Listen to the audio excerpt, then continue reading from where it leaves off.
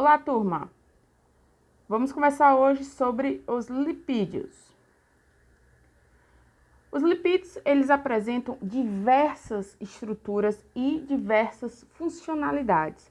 Então, diferentemente dos carboidratos e proteínas, eles apresentam um pouco mais de dificuldade de você compreender os diversos tipos de estrutura. Eles não são polímeros, não são repetições de unidades básicas como os carboidratos e as proteínas.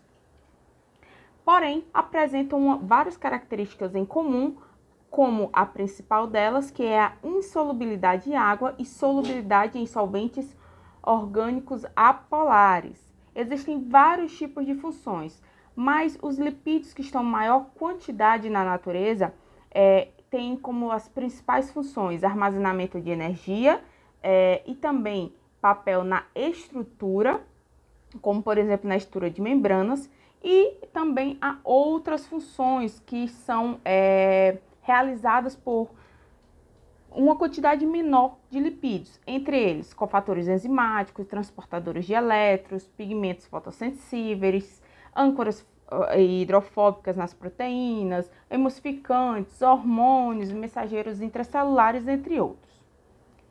Existem várias outras funções aqui mais específicas: isolamento térmico, proteção de órgãos, antioxidantes, coagulação sanguínea, ele serve para transporte e absorção de vitaminas lipossolúveis, tá? Não que ele esteja exatamente relacionado diretamente com todas essas funções, mas eles apresentam um papel fundamental, direta ou indiretamente. Existem vários tipos de classificação, já que são estruturas diversas e funções diversas. Alguns exemplos: se você classificar quanto à função, você pode dividir os lipídios em lipídios de armazenamento de energia, os de componentes das membranas, os que são pigmentos, os que são cofatores e os que são sinalizadores biológicos. E pela estrutura química, você pode classificá-los em 8 categorias: em ácidos graxos, em glicerolipídios, glicerofosfolipídios, esfingolipídios, lipídios de esterol, lipídios de prenol, sacarolipídios e poliquetídeos. Então, você tem essa forma de classificar, unindo na mesma categoria, lipídios que têm um precursor em comum, ou seja, uma substância a qual ele se originou em comum, ou que tem uma semelhança estrutural. Vamos começar pelos lipídios de armazenamento. Quase que universalmente são derivados dos chamados ácidos graxos, que nós iremos reduzir aqui o nome para AG, certo? Então, eles vão compor cerca de 80% da massa das células de gordura, chamada de adipócitos.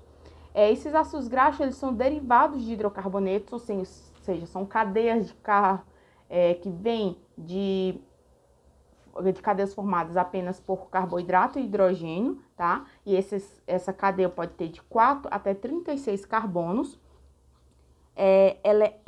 Eles são altamente reduzidos, tá? Ou seja, essa cadeia carbônica altamente reduzida proporciona uma liberação de energia, ou seja, ela é uma reação muito mais exergônica do que a quebra de uma molécula de carboidrato. Então, aqui nós temos por volta de 9 quilocalorias por grama, enquanto que lá nos carboidratos nós temos por volta de 4, certo? Nós temos aqui lipídios saturados e insaturados, como nós vimos nas aulas de fundamentos, e temos também alguns que apresentam ramificação e outros que não apresentam ramificação, que são os lineares.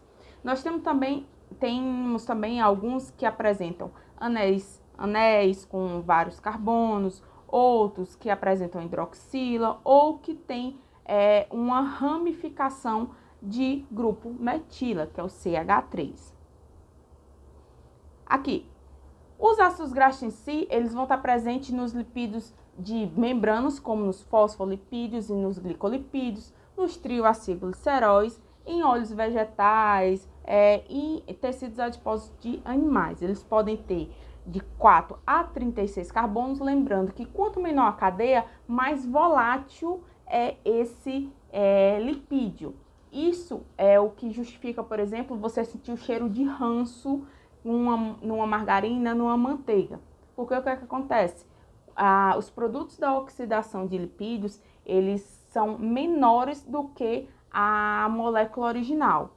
Então, se tornam cadeias de ácidos graxos livres de curtas, né, de poucos carbonos. E eles conseguem, têm a propriedade de volatilizar e essa molécula chegar até os receptores olfativos na sua região nasal e você sentir um cheiro de ranço.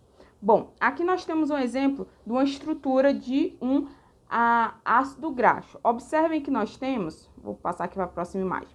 Observem que nós temos basicamente uma região bem grande apolar, que está em vermelho, e uma região, uma pequena região, uma cabeça polar, que é diferente. A região apolar, também chamada de hidrofóbica, ela é composta basicamente, enquanto outra parte, uma menor, apresenta um grupo carboxila, certo? Então, aqui é a nossa estrutura básica de um ácido graxo. Ele apresenta a característica de ser anfipático.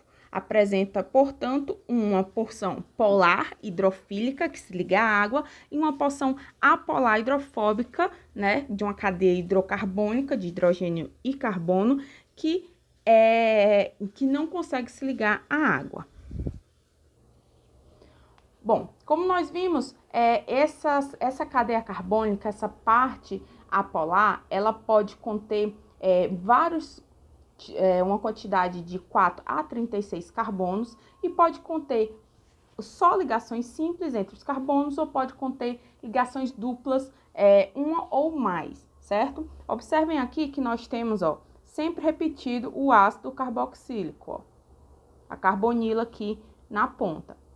Porém, na cadeia carbônica, nós podemos ter aqui, ó, carbono, cada pontinha dessa é um carbono.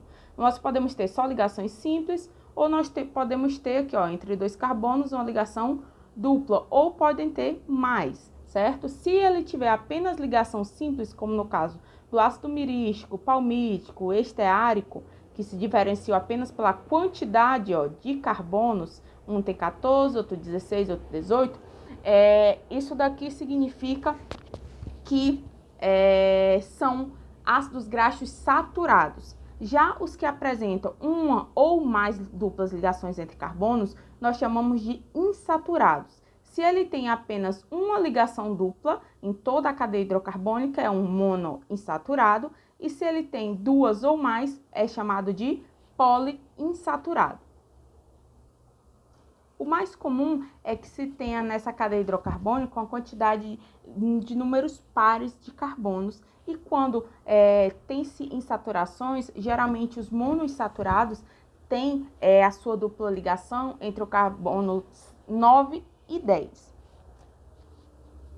Como é que eu sei quem é o carbono 9 e o 10? Começa a contar daqui, ó. Um carbono, 2, 3, começa aqui da carbonila e assim vai. Existe uma sigla para referenciar os poliinsaturados, que é AGPI, ácidos graxos poliinsaturados. A nomenclatura dos lipídios dos ácidos graxos pode ser feita de duas formas. Pode ser feita da forma em que você começa a contar os carbonos a partir da carbonila, certo? Você conta 1, 2, 3, 4, 5 e assim vai. Ou você pode ser pela nomenclatura chamada de nomenclatura ômega. O que é a nomenclatura ômega?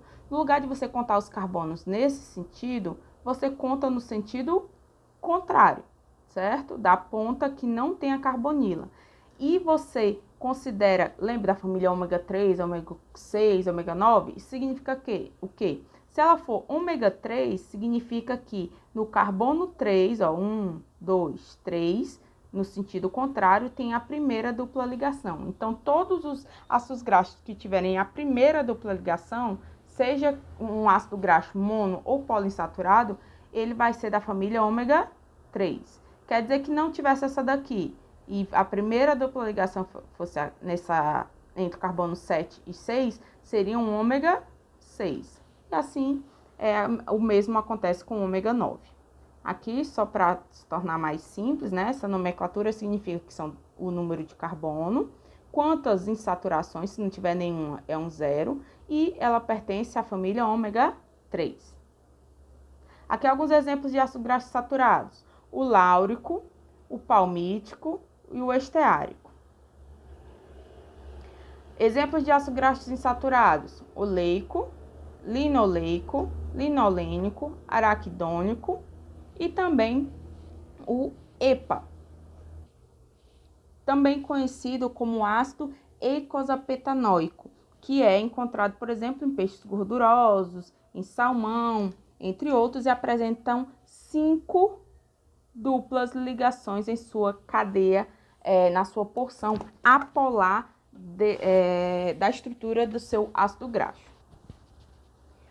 Não é uma regra, mas em geral, os lipídios de origem animal, eles tendem a conter um percentual maior de gordura, de lipídios saturados do que insaturados. Aqui nós podemos ver que o percentual em verde de carboidrato, de lipídios em formato de ácido graxo no azeite é bem maior do que o das porções de lipídios saturados, certo? Diferentemente do que ocorre, por exemplo, com a carne bovina, em que você tem um maior equilíbrio entre as quantidades de gordura saturada e de insaturada.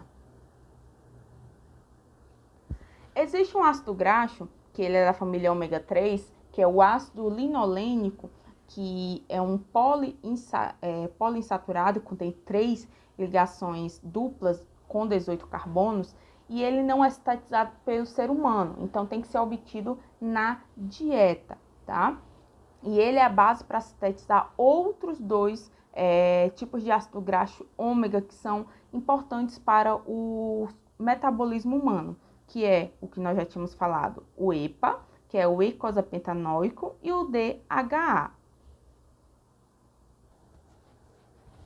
Aqui eu coloquei mais organizado para vocês verem a diferença, né, da estrutura do linoleico, do EPA e do DHA, e uma observação de que um desequilíbrio entre a quantidade de ácidos graxos do tipo ômega 3 e ômega 6 pode trazer um aumento no risco de doenças cardiovasculares. Assim, de forma mais generalizada, a proporção geralmente é de 1:1 a 4:1 entre ômega 6 e ômega 3. 4:1 de ômega 6 para ômega 3 e no mínimo de 1:1. Não sei se vocês já pensaram, mas existe algumas diferenças macroscópicas, ou seja, físicas, entre os vários tipos de alimentos que apresentam grandes quantidades de lipídios. Por exemplo, manteiga nós encontramos no estado sólido, nós encontramos banha de porco no estado sólido, mas já azeite de oliva, óleo de girassol são no estado líquido à temperatura ambiente. Por que isso ocorre? Um dos pontos é que, como nós vimos, os lipídios de origem vegetal, eles geralmente têm um percentual maior de lipídios poliinsaturados ou monoinsaturados em relação aos de produtos de origem animal. O que acontece? Quando você tem, por exemplo, uma cadeia saturada que não tem dupla ligação, ela se torna mais flexível. Deixa eu mostrar aqui. Quando nós temos cadeias saturadas, ó, aqui, elas por serem retilíneas, você tem uma maior compactação e uma maior interação por ligações, por exemplo, por interações hidrofóbicas, então elas estão mais compactadas. Quando você vai passar do estado sólido para o estado líquido, certo? Que é o ponto de fusão, para você atingir essa temperatura, como essas moléculas estão mais compactadas, necessita-se de uma quantidade de energia maior para que elas se separem e passem para o estado que nós conhecemos de líquido, ok? Lembrando que uma das formas de diferenciar o estado físico de uma mesma matéria, de sólido, líquido e gás, é exatamente o distanciamento entre as moléculas. Quanto mais próximas, mais em arranjo cristalino ela é sólida, um pouco mais longe pode ser já ser um líquido e bem longe seria um gás, certo? Assim, bem generalizado. Então, se elas estão muito compactadas e eu preciso adicionar mais calor para que elas se separem, então eu vou ter um ponto de fusão, aquela temperatura onde ela vai passar do sólido para o líquido mais alta, certo? Já se eu tenho no meio dessas cadeias saturadas, eu tenho ácidos graxos insaturados, que eles fazem uma torção, uma dobra na cadeia, na parte apolar desse ácido graxo, então nós vamos ter uma porção menos compacta, então elas estão já mais separadas, então a quantidade de energia que é necessária para separá-las vai ser menor, então o ponto de fusão delas é menor. Então, a mesma temperatura ambiente de 25 ou 30 graus, nós temos que quanto mais houver cadeias saturadas, nós teremos um material na parte cerosa, plástica, assim, quase sólida. Enquanto se tiver uma porção maior de ácidos graxos insaturados ou poliinsaturados, mono ou poli, nós teremos ele no estado líquido. Voltando para cá,